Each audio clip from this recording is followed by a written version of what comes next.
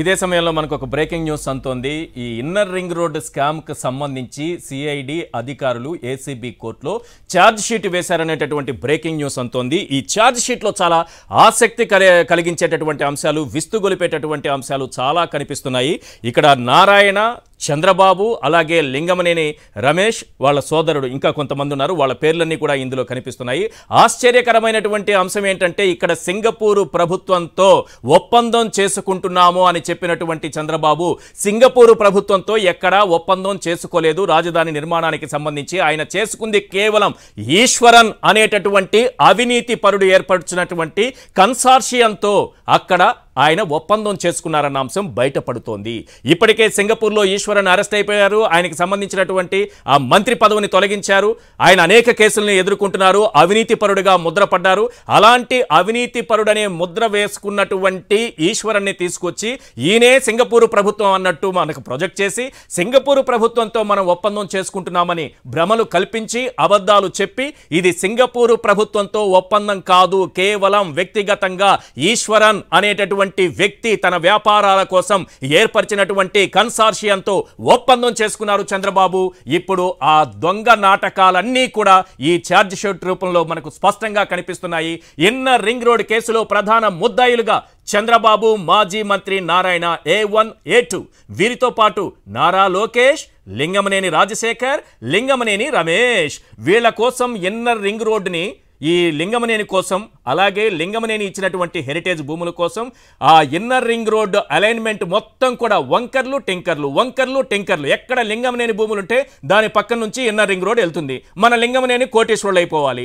ఆయన 80 కోట్ల రూపాయల విలువైనటువంటి భూముల్ని 2000 కోట్ల రూపాయలు విలువ చేసేలా ఇన్నర్ రింగ్ రోడ్ని వంకర్లు తిప్పినటువంటి చంద్రబాబు ఈరోజు ఏసీబీకి దొరికారు. ఆ కేసులో కీలకమైనటువంటి ఆధారాలను కూడా ఏసీబీ సేకరించింది. ఇప్పటికే సిఐడి సేకరించింది, ఛార్జ్ షీట్ కూడా వేసింది సిఐడి. ఇక్కడ కీలకమైనటువంటి అంశం ఏంటంటే ఇదే లింగమనేని చంద్రబాబుకి తన గెస్ట్ హౌస్ను కూడా ఇచ్చేశారు ఫ్రీగా. అదే సమయంలో హెరిటేజ్కి తక్కువ రేట్లకు భూములు అమ్మారు. ఈ హెరిటేజ్ ఉన్న చోటు నుంచి, అలాగే లింగమనేని భూములు ఉన్న చోటు నుంచి ఈ ఇన్నర్ రింగ్ రోడ్ వంకర్లు టెంకర్లు తిరుగుతూ తన రూపాన్నే మార్చుకుంది చంద్రబాబు చొరవతో. అది ఉన్నటువంటి ఇన్నర్ రింగ్ రోడ్ మొట్టమొదటిగా ఇచ్చినటువంటి దీని అలైన్మెంట్ ఎలా ఉండాలి, ఇన్నర్ రింగ్ రోడ్ ఏ గ్రామాలను కలుపుతూ ఏ ప్రాంతాలను కలుపుతూ వెళ్ళాలి అన్నదాన్ని చంద్రబాబు, నారాయణ కూర్చొని చాలా క్లియర్గా దానికి వంకర్లు నేర్పించారు. పాము వంకర్లు పోయినట్టుగా వంకర టింకర్లు చేసి దాన్ని లింగమనేనికి లబ్ధి చేకూర్చారు, తన హెరిటేజ్ భూములకు లబ్ధి వచ్చేలా చేశారు. అసలు రాజధాని నిర్మాణం అంశంలో చంద్రబాబు చాలా క్లియర్గా దొరికిపోయారు. ఇప్పుడు ఈయన కుదుర్చుకుంది సింగపూరు ప్రభుత్వంతో కాదు ఒప్పందం.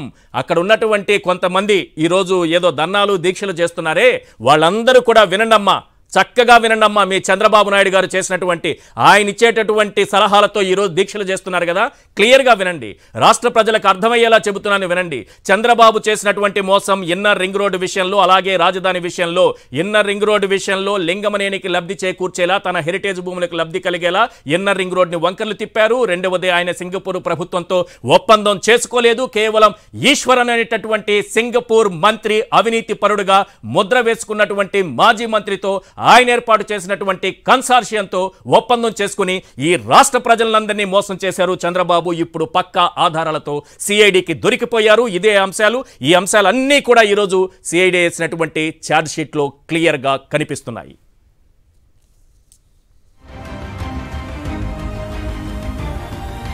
రైట్, ఇదే అంశానికి సంబంధించి మరింత సమాచారం అందించేందుకు మా ప్రతినిధి సతీష్ మనకు అందుబాటులో ఉన్నారు. సతీష్, అసలు ఏముంది ఈ ఛార్జ్ షీట్లో? చాలా విస్తుగొలిపే అంశాలు కనిపిస్తున్నాయి.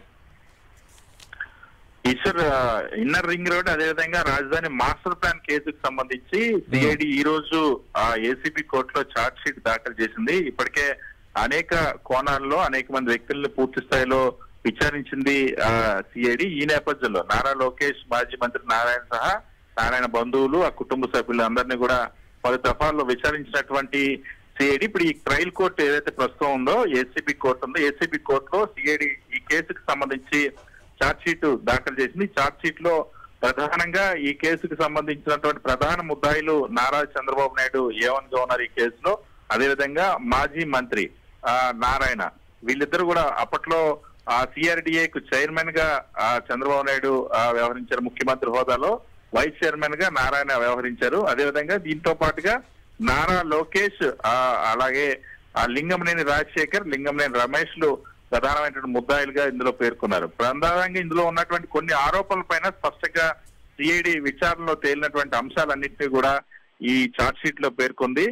సింగపూర్ తో ఏదైతే రాజధానికి సంబంధించినటువంటి capital plan, capital seed capital, అదేవిధంగా మాస్టర్ ప్లాన్స్ ఏవైతే ఉన్నాయో అందులో సింగపూర్ తో జరిగినటువంటి ఒప్పందం ఏదైతే ఉందో దాన్ని G2G ఒప్పందం కదా, ఏదైతే ప్రభుత్వం నుండి ప్రభుత్వం గవర్నమెంట్ ఒప్పందం కింద బయట ప్రచారం చేశారు. కానీ వాస్తవానికి అటువంటి ఒప్పందం ఏమి కూడా జరగలేదన్నది సిఐడి నిర్ధారించింది ఈ విచారణలో.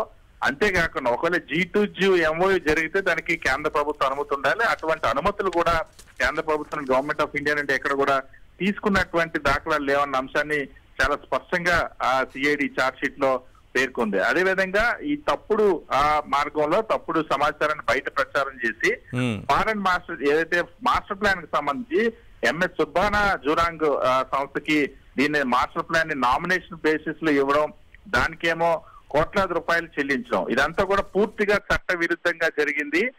ప్రభుత్వం నుండి G2G ఒప్పందం అని చెప్పి ఇటువంటి ఒక ప్రైవేటు ఏజెన్సీ ద్వారా ఈ మాస్టర్ ప్లాన్ రూపొందించి వాళ్ళకి ఎటువంటి తీసుకురావడం ద్వారా, స్విస్ ఛాలెంజ్ అనే పద్ధతిని తీసుకురావడం ద్వారా ఇక్కడ తను అనుకున్నటువంటి కంపెనీకే ఈ క్యాపిటల్ నిర్మాణానికి సంబంధించి డబ్బులు చెల్లించారా? ఇదేదో సుర్బానా జురాంగ్ అంట. మరి ఈ ఒప్పందం అనేది సతీష్ ఇక్కడ గవర్నమెంట్ G2G జరగకుండా ఇది సింగపూర్ లో మంత్రి ఈశ్వరన్ ఏర్పరిచినటువంటి కన్సార్షియంతో చేసుకున్నారా? ఏంటి అసలు ఏం జరిగింది అక్కడ? ఖచ్చితంగా సింగపూర్ నుండి ఇక్కడ ఆంధ్రప్రదేశ్ రాష్ట్ర ప్రభుత్వం నుండి అధికారికంగా ప్రభుత్వంలో భాగంగా CRD అని ముందు పెట్టారు.